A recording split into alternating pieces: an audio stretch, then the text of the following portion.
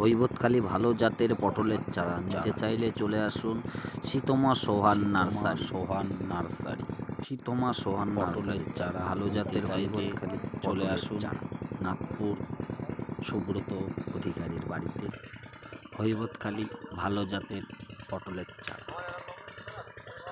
নতুন নার্সারি করছি শুরু।